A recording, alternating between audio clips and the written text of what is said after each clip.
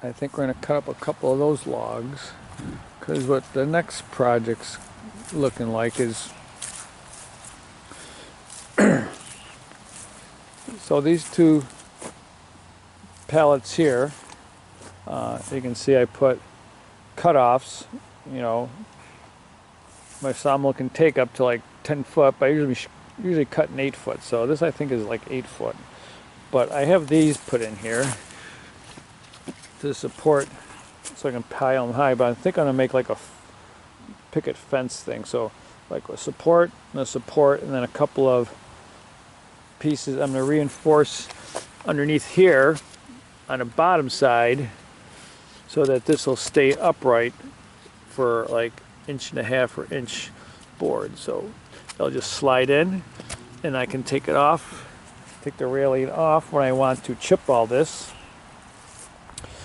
These I think are in reasonable enough shape to continue using that. I'm just going to support the bottoms, make a little channel to slide the picket fence in, and just be 4 short sections on these 2 pallets.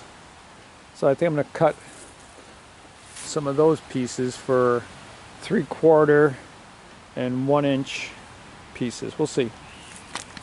I think since we're out here, we're going to pull a couple of logs and cut some, I think 1 inch and 3/4, 1 inch pieces and 3/4 inch thick pieces for whatever we're going to do over there.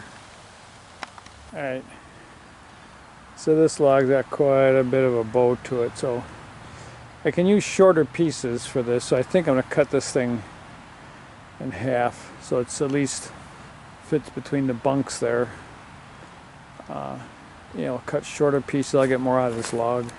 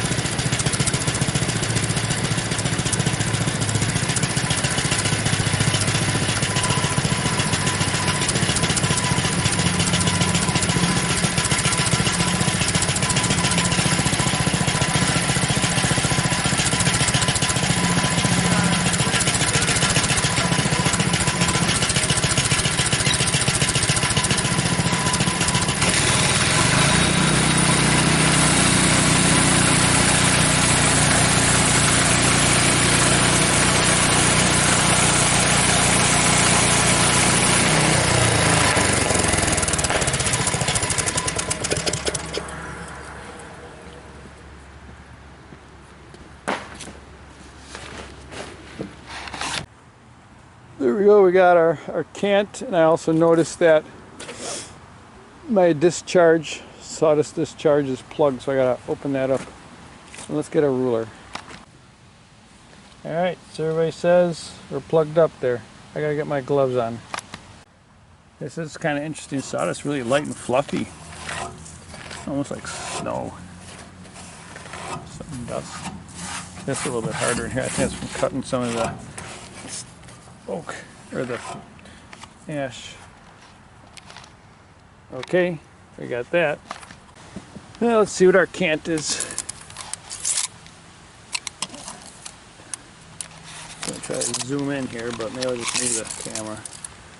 Alright, so we're just under 5 that way, and let's take a look at this side.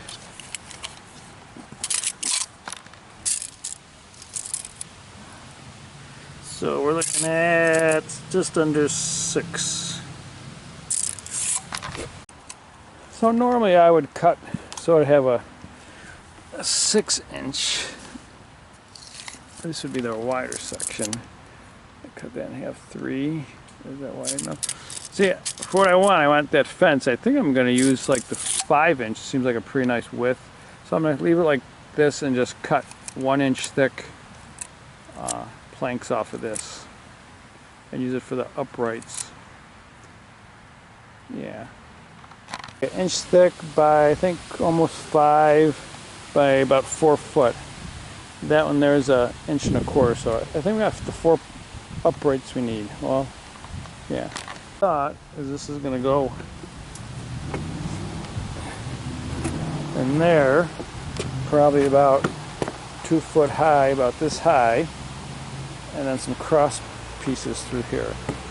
So this is a little over 4, so I think we'll cut it in half, and we'll have our uprights, and then we need some 3/4 pieces to go for the cross rails.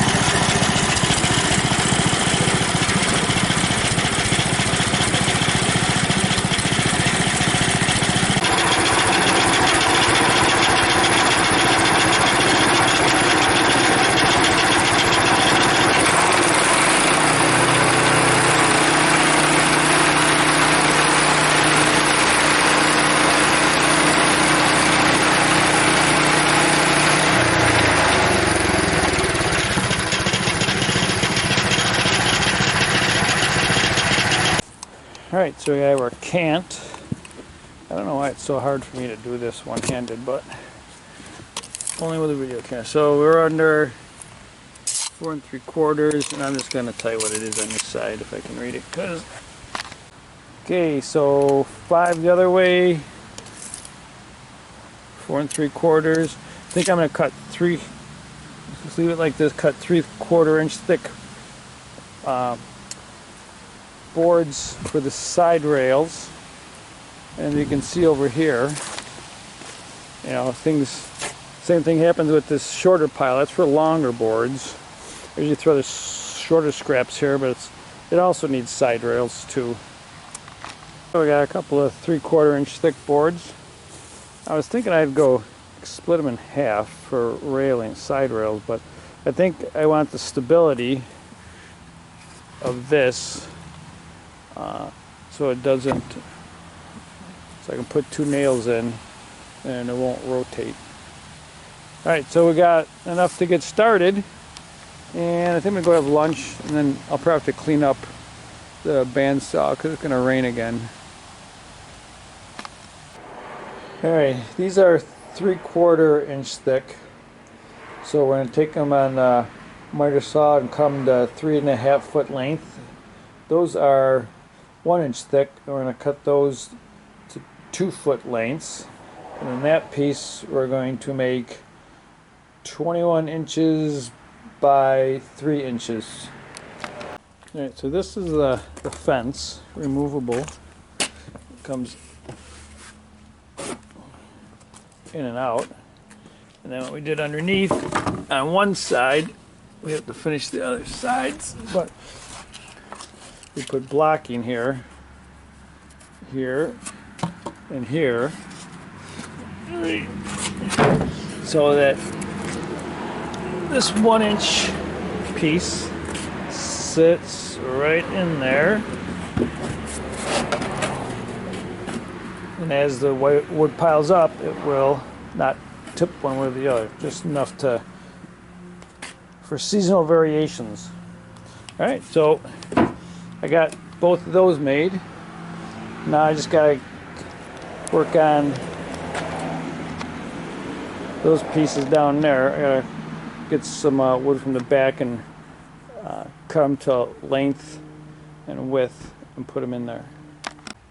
Alright, that's what the first version looks like. These things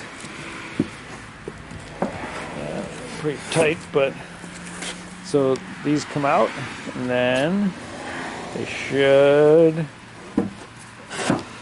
go right back in. We made kind of like, you kind of see down here we put stringers across there, so